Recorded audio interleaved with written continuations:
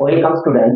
আজ তোমাদের application of transgenic animal এখানে কি রয়েছে, আমরা যে অ্যাকোয়ারিয়ামে বিভিন্ন ধরনের মাছ, বিভিন্ন কালারের যে মাছ দেখতে পাই সেগুলো অ্যাকচুয়ালি ট্রান্সজেনিক ফিশ, ওগুলো তৈরি করা হয়েছে। আজকের এই ভিডিওতে তোমাদের ট্রান্সজেনিক ফিশ কিভাবে তৈরি করা হয় সেটা নিয়ে বলবো। তার সঙ্গে সঙ্গে ট্রান্সজেনিক র্যাট মানে ট্রান্সজেনিক ইঁদুর, ট্রান্সজেনিক কাউ, তার সঙ্গে থাকবে তোমাদের ট্রান্সজেনিক ফিশ, আরো বিভিন্ন বিষয়গুলো আমি তোমাদের সামনে তুলে ধরবো। দেখো, প্রথমেই ট্রান্সজেনিক র্যাট। আমরা একেবারে প্রথমে যে ট্রান্সজেনিক প্রাণী তৈরি হয়েছিল সেই ট্রান্সজেনিক প্রাণীটার নাম ট্রান্সজেনিক ইঁদুর। ইঁদুর প্রচুর ক্ষেত্রে প্রয়োগ রয়েছে। এই ট্রান্সজেনিক ইঁদুর তৈরি করা হয় কিভাবে? তৈরি করা হয়, আমরা নিডারিয়া পর্বের একটা প্রাণী যার নাম জেলিফিশ, এই জেলিফিশ থেকে গ্রিন ফ্লুরোসেন্ট প্রোটিন, এই গ্রিন ফ্লুরোসেন্ট প্রোটিন যেটা তৈরি করে জিএফপি জিন থেকে এই প্রোটিন তৈরি হয়। এই জিএফটা কি? এটা একটা রিপোর্টার জিন। রিপোর্টার জিন মানে কি? এই জিনটা সঙ্গে অন্য কোনো জিন অ্যাটাচ করে কোনো জীবের দেহে অর্থাৎ ইঁদুরের দেহে প্রবেশ করালে এই জিনটা জন্য ইঁদুরের দেহ সবুজ বর্ণের হয়ে যায়, অর্থাৎ সবুজ বর্ণের ইঁদুর তৈরি হয়। তখন আমরা বুঝতে পারি যে আমাদের যে আকাঙ্ক্ষিত জিন প্রবেশ করিয়েছি সেটা প্রবেশ করেছে। তাহলে বিষয়টা কি দাঁড়ালো? জেলিফিশের গ্রিন ফ্লুরোসেন্ট যে প্রোটিন তৈরিকারী জিন কোথায় প্রবেশ করানো হয়েছে? ইঁদুরের দেহে। ইঁদুরের দেহে প্রবেশ করালে সেই ইঁদুর হবে ট্রান্সজেনিক ইঁদুর। ট্রান্সজেনিক ইঁদুরের কাজটা কি? প্রথম যদি কোনো ভ্যাকসিন তৈরি হয়, টিকা তৈরি হয়, সেই টিকা মানুষের দেহে প্রবেশ করালে ক্ষতি হতে পারে মানুষের, তার জন্য তার আগে ট্রায়াল হিসাবে ইঁদুরের দেহে প্রবেশ করিয়ে যদি ইঁদুরের অনাক্রমণতন্ত্র ঠিক থাকে তাহলে বোঝা যাবে যেটা মানুষের ক্ষেত্রে উপযুক্ত। যদি ইঁদুরের মধ্যে সমস্যা দেখা যায় তখন কিন্তু তাহলে বুঝতে পারবে যেটা মানুষের ক্ষেত্রে এই ভ্যাকসিনটা উপযুক্ত নয়। অর্থাৎ এখানে নতুন ভ্যাকসিন ট্রায়ালের ক্ষেত্রে ট্রান্সজেনিক ইঁদুরটা খুবই কার্যকারী। স্টুডেন্ট, চ্যানেলে যদি নতুন হও অবশ্যই সাবস্ক্রাইব করবে এবং আমার চ্যানেলে প্লে লিস্টে চলে গেলে তোমরা বিভিন্ন চ্যাপ্টার ওয়াইজ ভিডিওগুলো পাবে, সেগুলো তোমরা দেখবে। এবং ক্লাস এইচএসে আমি পরীক্ষার আগে তোমাদের সাজেশন নিয়ে আসবো, সেগুলো তোমরা ফ্রিতে প্রোভাইড করবো, সেগুলো পেয়ে যাবে। ট্রান্সজেনিক কাউ, ট্রান্সজেনিক গরু। প্রথম ট্রান্সজেনিক গরু নাম কি? এটা একটা ইম্পর্টেন্ট শর্ট প্রশ্ন। রোজি। রোজি প্রথম ট্রান্সজেনিক কাউ। এই রোজি কিভাবে তৈরি হয়েছে? ট্রান্সজেনিক কাউ গুরুত্ব কি রয়েছে দেখো। গবাদি পশু মানে গরু, স্ট্যাফাইলোকক্কাস অরেয়াস নামক এক প্রকার ব্যাকটেরিয়া, সেই ব্যাকটেরিয়া গরুকে আক্রমণ করে গরুর একটা রোগ হয় যার নাম ম্যাস্টাইটিস রোগ হয়ে পড়ে। এই ম্যাস্টাইটিস রোগের ফলে গরু দুগ্ধ উৎপাদন করতে অক্ষম হয়ে যায়, গরু দুগ্ধ উৎপাদন কমে যায়। তাহলে এই সমস্যা সমাধান করার উদ্দেশ্যে মডার্ন যে সায়েন্টিস্টরা রয়েছেন ওনারা কি করলেন?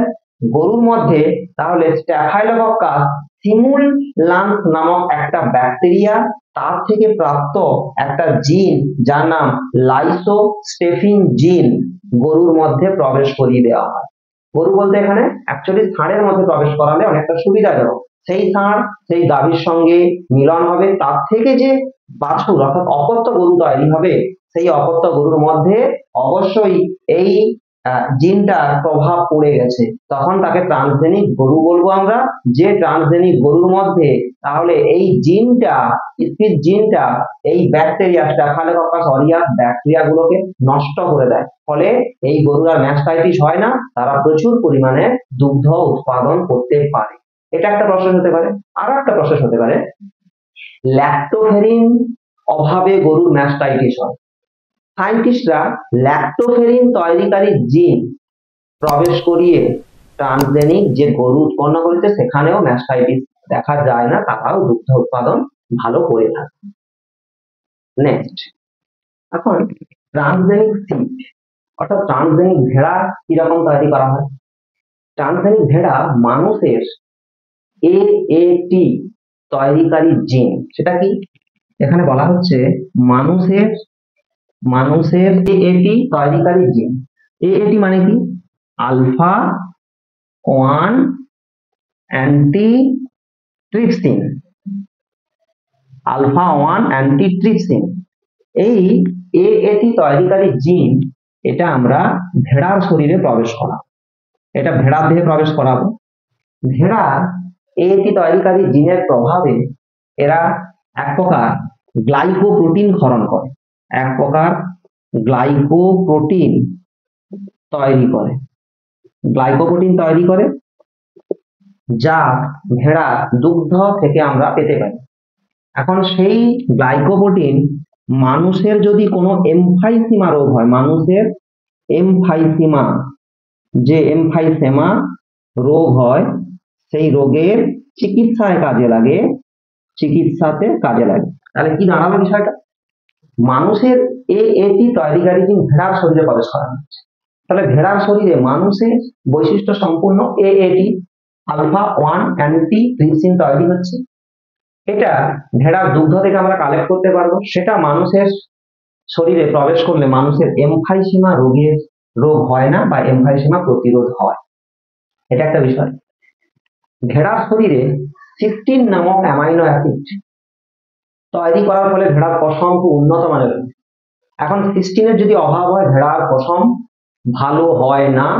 আমরা সিস্টিন তৈরিকারী জিন ভেড়ার শরীরে প্রবেশ করলে ভেড়ার পশম ভালো হয় এবং সেই ভেড়া থেকে আমরা প্রচুর পশম পেতে পারি। আরো রয়েছে হিমোফিলিয়া 9, তাও তৈরি করে। এখন ট্রান্সজেনিক ফিশটা কি জিনিস দেখেন। ট্রান্সজেনিক ফিশ বলতে আমরা স্বাভাবিক মাছের শরীরে ই কোলাই, এসচিরিচিয়া কোলাই থেকে প্রাপ্ত গ্লাইকোপ্রোটিন তৈরিকারী জিন, গ্লাইকোপ্রোটিন না দিয়ে ওটা বিটা গ্যালাক্টোসাইডেজ দিলেই ভালো হবে, বিটা গ্যালাক্টোসাইডেজ জিন, কিংবা এক নম্বর মানুষের গ্রোথ হরমোন তৈরিকারী জিন, মানুষের গ্রোথ হরমোন, মানুষের হরমোন তৈরিকারী জিন, কিংবা অ্যান্টিফ্রিজ প্রোটিন, অ্যান্টিফ্রিজ প্রোটিন।